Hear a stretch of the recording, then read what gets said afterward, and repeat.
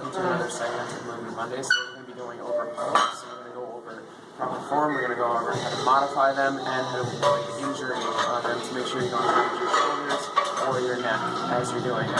So Matt's going to be my demonstrator today, so I can talk to you while this is going on. Okay, so the first thing you notice he's doing, he's got a fairly wide grip, a little wider than shoulder width. Now, he's going to tuck his shoulders down, pack them down to avoid putting the load on the shoulder joints and to put it into his back. As he pulls up, he's going to keep his head up, falling up, good. And he's going to get his chin up and over the bar, and he's going to come back down. If you notice, he's not swinging. He's got a little bit of a rock. It's just he hasn't stabilized yet, but he's not swinging.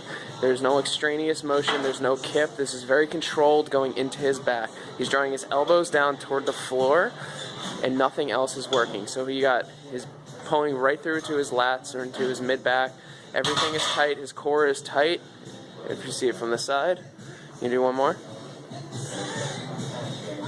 Good, nice and slow and controlled. What that's going to do is that's going to make sure that the focus of the exercise is going where you need it. Alright, so now I'll show a couple of different grips, so I'll give him a break. Alright, so alright, here we got a neutral grip. So this is going to be the exact same thing. You're going to want to hang all the way down. You can either cross your legs or you can keep your legs nice and straight. A little bit of grip problems apparently. Just hanging down, crossing his legs. Same thing again, pulling up, chest going up toward the bar and down. One more. Up and down. Good. And the same thing goes, well, let's do one more. Let's do a chin up. It's a little bit different on this one for the chin up because they have the angled grips out, but it's a reverse grip, so your palms are facing toward you. So go ahead. Same thing, hanging down, packing the shoulders down, and up, and down, and releasing. You notice he's getting a full range of motion. You don't want to stop this halfway because you're not going to work your upper back nearly as much. One more, just to the road. That's good. Alright, so now, if you want to do a modification where you may not have enough strength, like let's say he's done a whole bunch of pull-ups, he's getting tired, but he wants to keep going, you might think, how do you do it? Well, one way you can do it, and I'm going to try to get this, the angle might be kind of awkward, but, okay, so hang on down. So what I'm going to do is I'm going to get nice and close, and he's going to put his legs on my thighs, and I'm going to hold on as best as I can. Usually I would do this with two arms, but I can't. So you can see in the mirror that what he's doing now is he's pushing off against my thighs, up and down, and if he needs any extra help, I squat with him. I slipped, that was my fault. It's a little awkward to do this with just one hand, but there you go.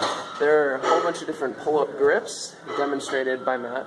You even got a little bit of a way of modifying them if you don't have any assistance. What's great about this modification is it's dynamic. It's not like using just a chair or something where you can kind of cheat. What this is going to do is that the person's only going to help you as much as you actually need, so it's going to allow you to work on your form.